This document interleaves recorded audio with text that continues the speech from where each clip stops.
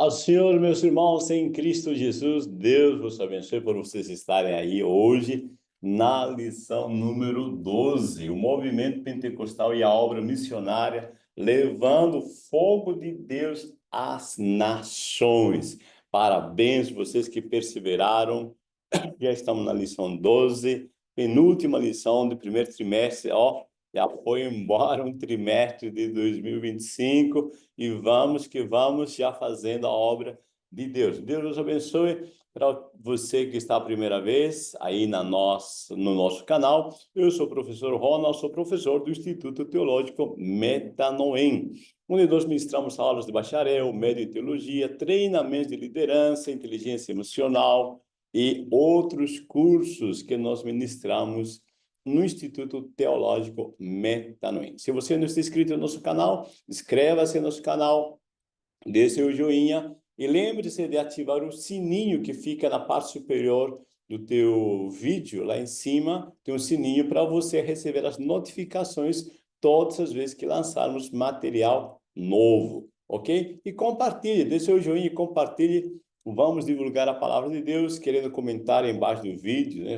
Nos comentários, pode comentar, querendo dar sugestões. Estamos aqui para servir os amados irmãos. Vamos lá, então? Lição 12, né? O movimento pentecostal e a obra missionária. O que nós temos aqui?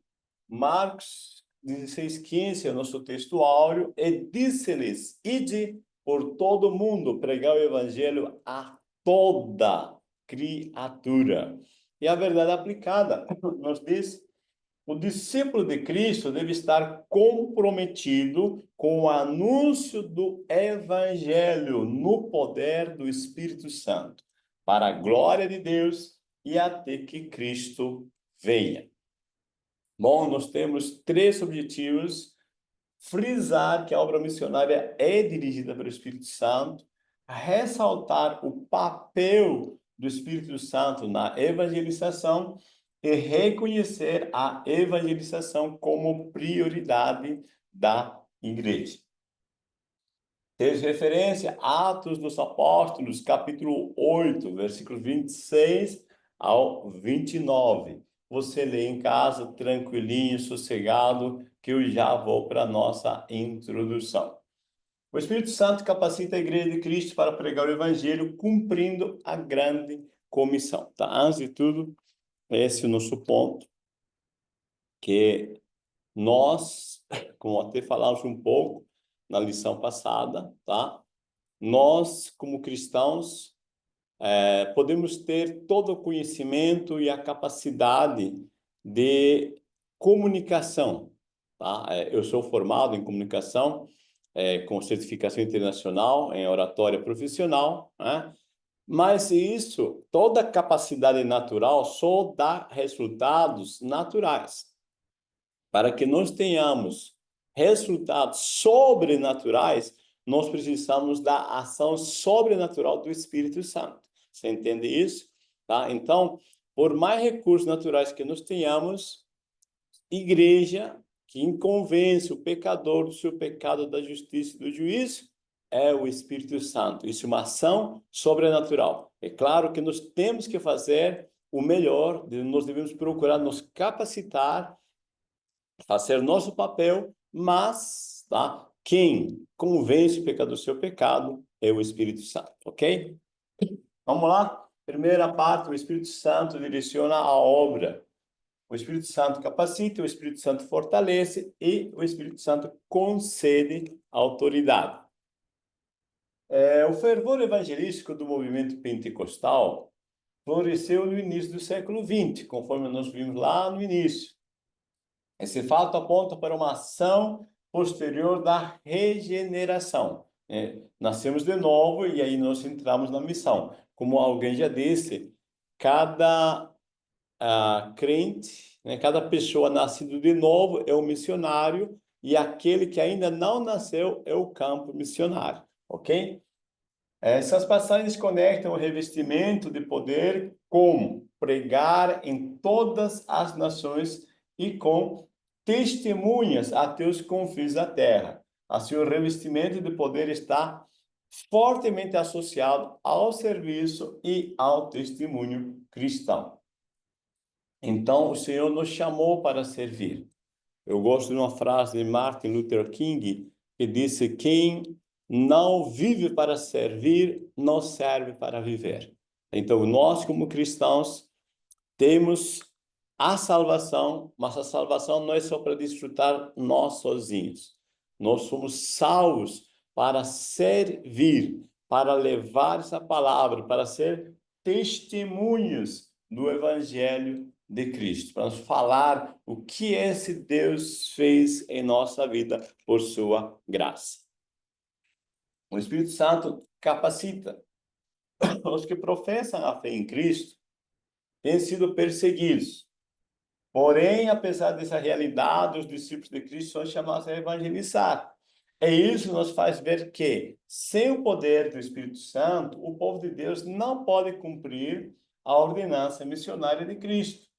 Portanto, é fundamental buscar revestimento do alto para cumprir com graça sua missão evangelizadora. Veja só, perseguições, desde o início da igreja primitiva, né, se é com judeus, se é com gentios, ou na história, se é com os gregos, né, ou se é com o Império Romano, ou depois seja na idade, vamos colocar aqui, na idade do racionalismo, pelos racionalistas, e depois temos o comunismo. Bom, na história sempre teve perseguição.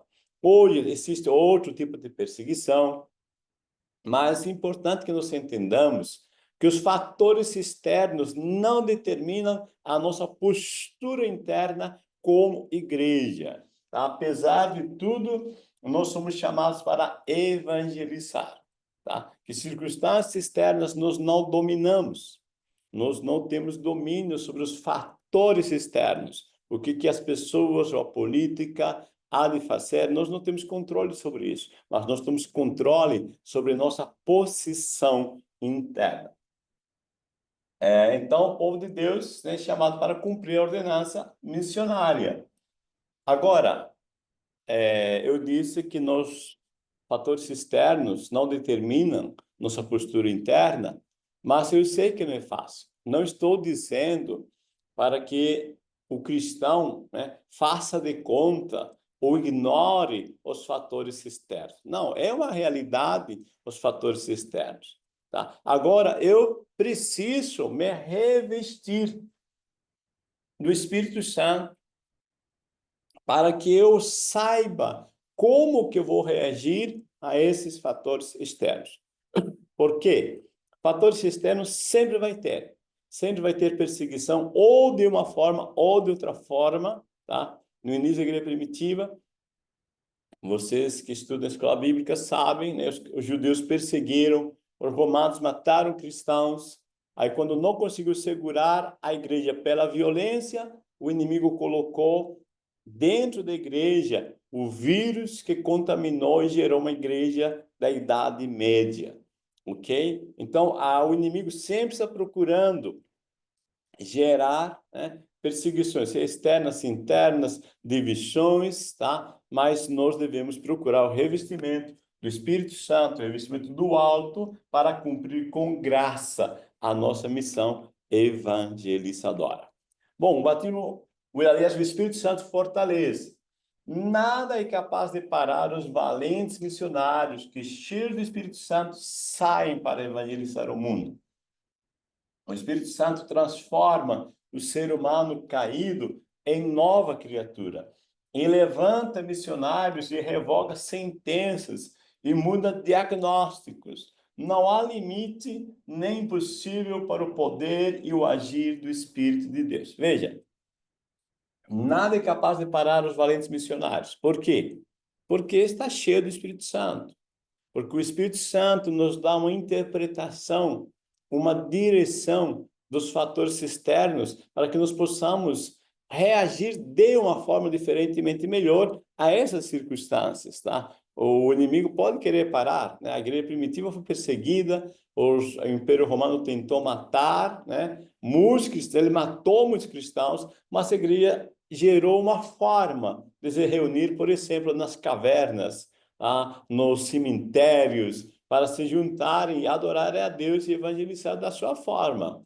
Então, quando nós somos cheios do Espírito Santo, Deus nos direciona e nos dá, de uma forma criativamente, formas de evangelizar. Tá? Hoje nós temos N formas de evangelizar, né? Hoje, por exemplo, nós estamos fazendo nosso trabalho pela internet. Você, meu irmão, minha irmã, tá? Eu sei, eu não estou evangelizando você, mas eu estou ajudando a capacitar-se você, tá? Para fazer a tua obra de uma forma melhor.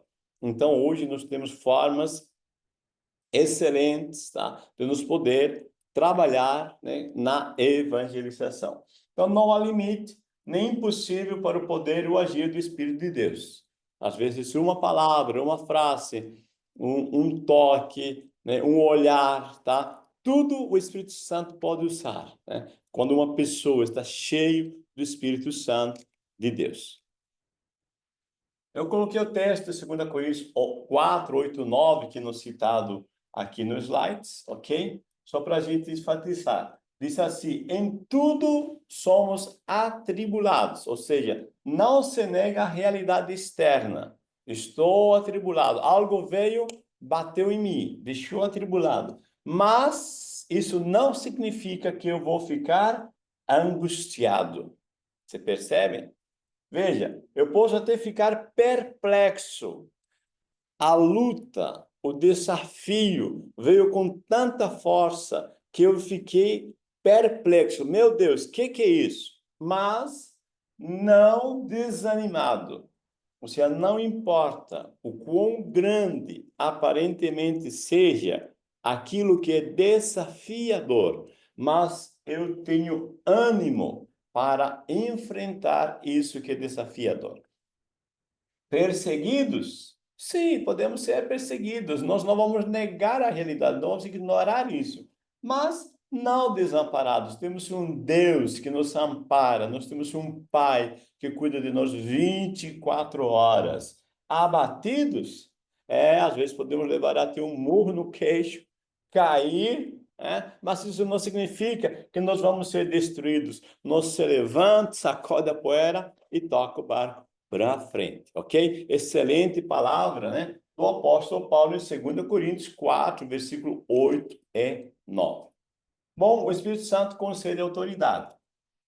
Toda autoridade vem de Deus e é a nós concedida com um propósito. O Espírito Santo age no crente, a quem concede autoridade para testemunhar. Somos chamados como embaixadores do reino para levar as boas novas de salvação.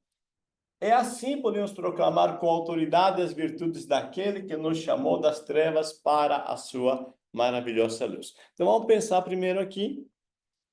O Espírito Santo age no crente, lhe concede autoridade. Tá? O que é autoridade? É diferente de poder. Veja, talvez você já viu na rua algum agente de trânsito, né?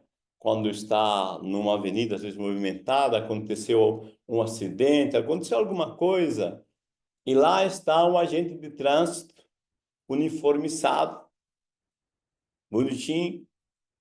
Mas esse agente de trânsito, tá? É um baixinho, né? Tá? E ele tem um apito. Veja, às vezes esse agente de trânsito pequenininho, tá? Franzino, ele não pode segurar nenhum cavalinho com a força que ele tem. Mas quando ele toca seu apito, né, e dá o sinal, tá? Um carro que esteja vindo, daqueles carros de corrida que esteja vindo a mais de 100 por hora, tá? Com um apito, ele para esse carro. Com seu posicionamento, ele para o carro. Não é a força dele que faz que o carro seja parado, é a autoridade. Meu irmão, a nossa autoridade não está dependendo do nosso físico, de nossas capacidades naturais, mas do Espírito Santo que está em nós. Nós temos uma autoridade delegada, ok? Dá para entender isso? Tá? Então, o agente de trânsito, ele pode ser francino, mas tem autoridade delegada. fomos chamados como embaixadores do reino para levar as boas novas. Embaixador é um representante, aquele que fala em lugar de um líder de uma nação. Então você é chamado para falar em lugar de Deus. Martinho Lutero disse: não é de pouca coisa que um homem fale em lugar de Deus. Então isso nos dá um temor. E Paulo disse assim: falando de Deus, como na presença de Deus. Ou seja, eu vou honrar a presença de Deus, porque Ele está aqui presente e eu estou falando em lugar dele. Então eu vou falar conforme ele deseja que eu fale, ok? Então, o Espírito Santo nos concede autoridade e vamos usar essa autoridade diante das forças malignas, diante das adversidades, né, para que façamos a obra. 2, o Espírito Santo separa e envia. A necessidade da obra missionária. O Espírito Santo separou e enviou o apóstolo Paulo. O Espírito Santo é fonte do testemunho. Jesus espera que as igrejas cheias do Espírito Santo vivam a mesma experiência do dia do Pentecostes, relatada no capítulo 2 de Atos dos Apóstolos. Para isso, o Espírito Santo chama e prepara homens e mulheres para proclamar as boas novas do Evangelho. Deus não mudou, a missão da igreja não mudou, então nós precisamos, às vezes, pensar e repensar como estamos vivendo essa missão. O Senhor Jesus confiou à sua igreja uma empreitada de suma importância, que é a obra missionária. Então, a necessidade da obra missionária. O Espírito Santo tem separado e enviado servos fiéis para o trabalho missionário, a fim de alcançar aqueles que estão perdidos. O Senhor Jesus garantiu que o Espírito Santo capacitaria os chamados para a obra missionária. Então, nós temos uma necessidade, tá? É urgência. Tá? Um autor do livro, Sherry Meisher, se não estou errado o nome do autor, que fala sobre plantação de igrejas, ele disse que o coração da igreja é ganhar almas, tá? O coração da igreja é fazer a obra missionária. Não dá, o corpo igreja não aceita um implante de um coração diferente disso, tá? Tirar esse coração, colocar outro coração, com outros desejos, outros objetivos, outras tarefas, que não tenha prioridade, ganhar almas. O corpo chamado igreja não aceita, porque Cristo é o cabeça. O corpo é a igreja e o corpo de Cristo. Então, nós temos uma missão, ganhar almas, tá? Esse autor, né, ele chega a dizer que qualquer trabalho na igreja que não esteja contribuindo com a obra missionária, com o ganhar almas, deve ser extirpada, deve ser cortada, porque está interferindo, está atrapalhando na obra de Deus. Então, nós temos necessidade de cada departamento da igreja esteja envolvido em missões. O Espírito Santo separou e enviou o apóstolo Paulo. O livro de Atos dos Apóstolos evidencia que em Antioquia o Espírito Santo separou o apóstolo Paulo. Conforme Atos 13:1, diz que ele era um mestre na igreja. Para ele, aliás, separou o apóstolo Paulo para ele estabelecer igrejas em suas viagens missionárias. De forma profética, o Espírito Santo separou Paulo para o trabalho missionário a fim de levar o evangelho aos gentios. É interessante, se você ler Atos 13, versículo 1 e 2, diz que na igreja de Antioquia havia vários profetas e mestres, tá? E dentre eles está Barnabé e Paulo. É interessante porque Barnabé é o pastor da igreja, tá? Se você ler todo o contexto, ele é o pastor da Antioquia. E Paulo é um dos mestres. E, por sinal, um dos melhores mestres. E aí, o Espírito Santo, um dia, né, quando estão reunidos, ele disse: apartai-me para mim Barnabé. Quando fala Barnabé, imagina qual foi o choque da igreja. O Espírito Santo está dizendo, o pastor vai ser enviado. Eu sei, meu Deus, vão tirar meu pastor, que eu gosto muito dele. E Barnabé era um excelente pastor. Aí, em seguida, o Espírito Santo diz, e Paulo, o mestre, né?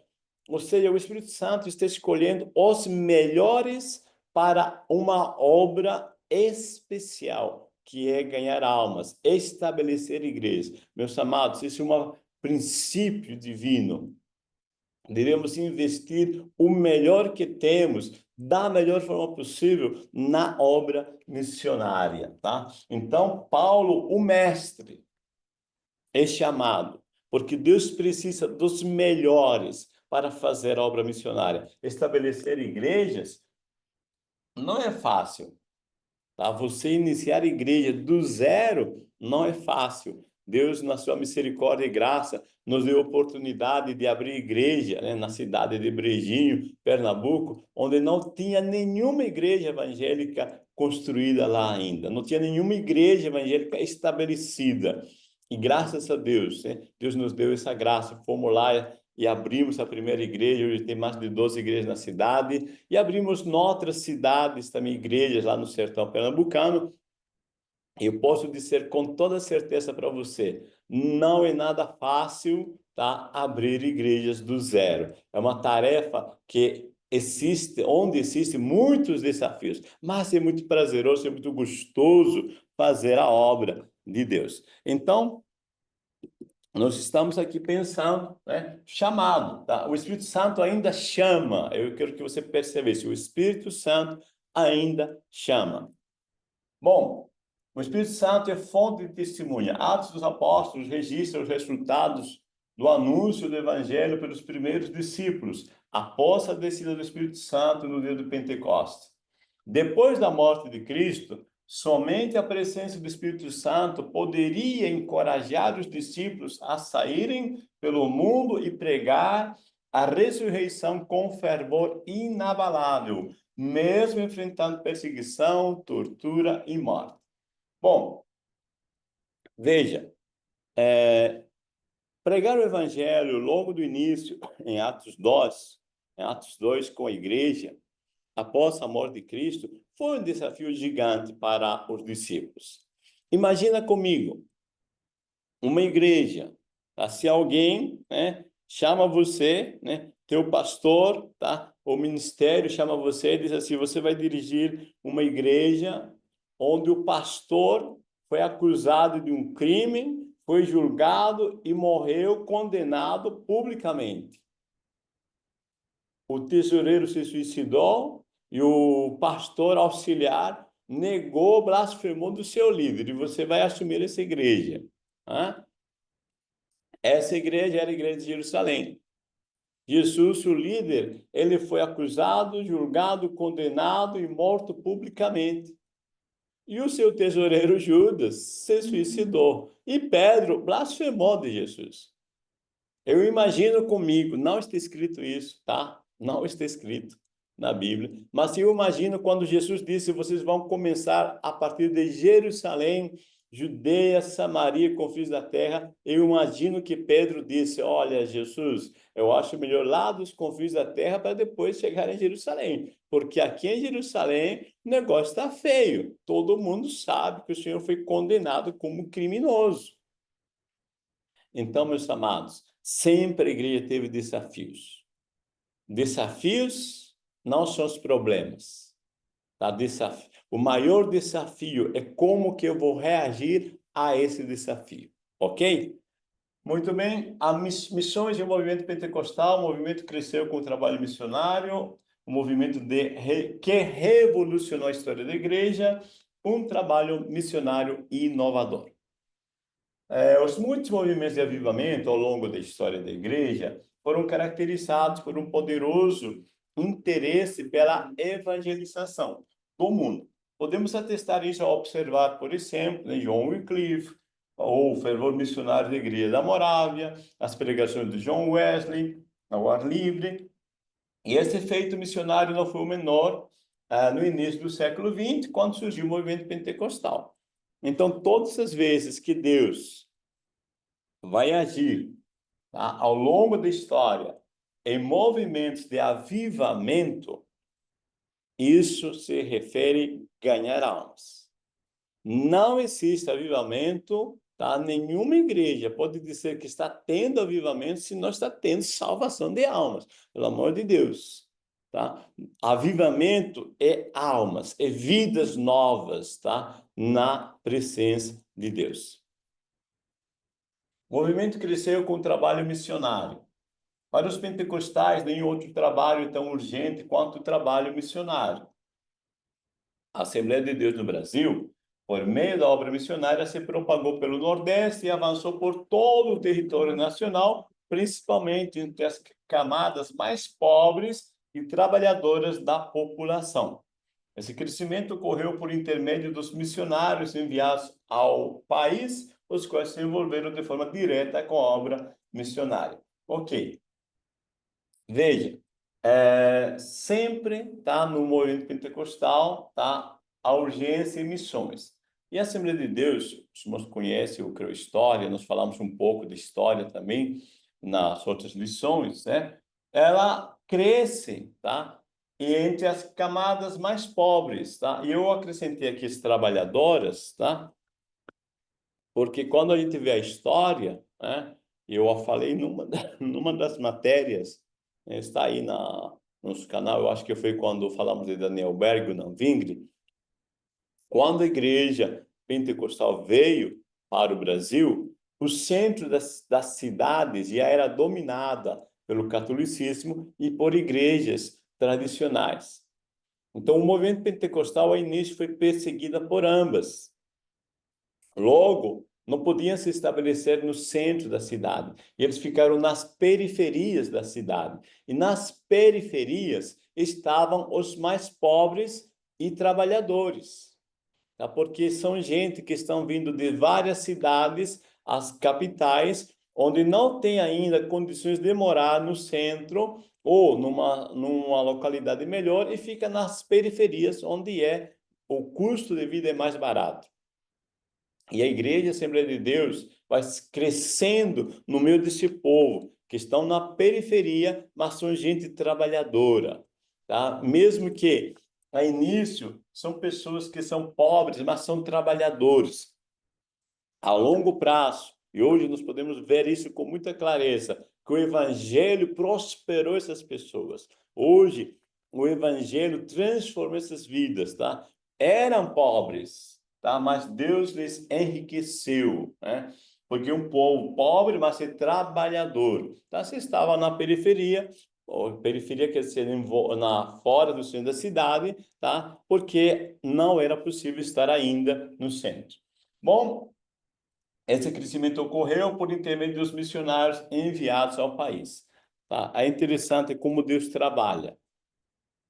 Eu disse numa das aulas que muita gente que estava lá em Belém do Pará, né, trabalhando nas empresas, né, me parece da borracha, né, na indústria da borracha, quando parou esse sistema, aí eles voltaram para suas terras, só que voltaram já cristãos, crentes, e evangelizaram e abriu igrejas. Assim também, muitos nordestinos, por exemplo, vêm lá do Nordeste para cá, para o sul, se convertem, voltam para a terrinha e abrem igreja, né?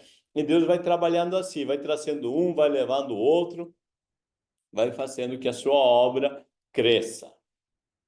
O movimento que revolucionou a história da igreja, a maneira como os pioneiros do movimento pentecostal lia e interpretava a Bíblia, entrou em choque com a hermenêutica clássica existente no Brasil, isto é, como se lia e interpretava até então.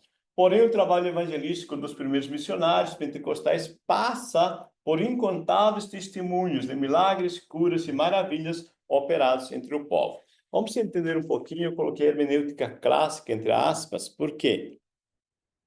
A hermenêutica clássica aqui está se referindo a uma forma de interpretação que nasce fundamentada no racionalismo.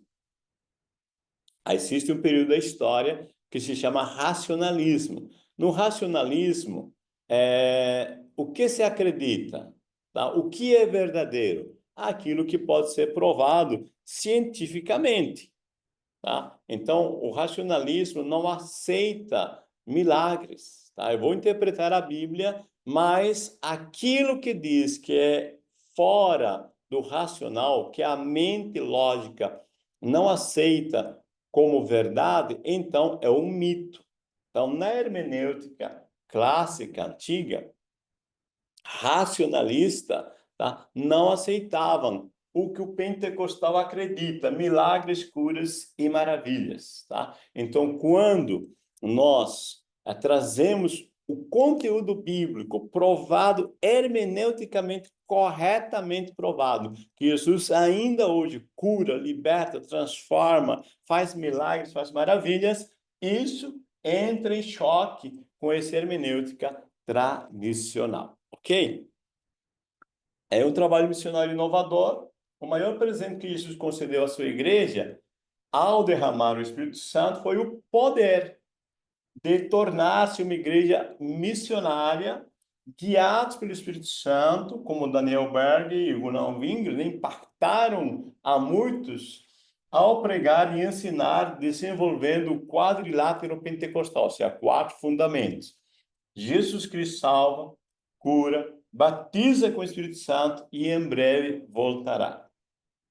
Essa é a mensagem, tá, dos pioneiros, né? O Espírito Santo nos dá poder, nos direciona, nos guia, tá, para ministrar esses fundamentos. Sempre devemos se lembrar de que Jesus Cristo salva, essa é a nossa essência é isso. Jesus salva. Existe uma força sobrenatural, existe um poder além do natural que liberta as pessoas de qualquer circunstância, qualquer vício, tudo que esteja oprimindo a pessoa. Jesus salva, Jesus cura, batiza com o Espírito Santo e em breve voltará. Jesus não nos deixa uma data, ele pode voltar hoje, pode voltar daqui a 100 anos, não importa para nós, importante para nós estar pronto hoje, agora, é nós estar cumprindo nosso papel. Amém? Deus vos abençoe. Frisamos que a obra missionária é dirigida pelo Espírito Santo, ressaltamos o papel do Espírito Santo na evangelização e reconhecemos a evangelização como prioridade da igreja. Deus vos abençoe, meus amados. Desejo que vocês tenham uma boa EBD. E se lembre de compartilhar. Compartilhe com mais pessoas, comente lá, deixe seu joinha, tá? Quando você deixa seu joinha, ajuda a divulgar o canal. Quando você comenta, ajuda mais ainda. Então, Deus te abençoe já. Eu agradeço, tá? Pela joinha, tá? E pelo compartilhamento. A paz do Senhor Jesus.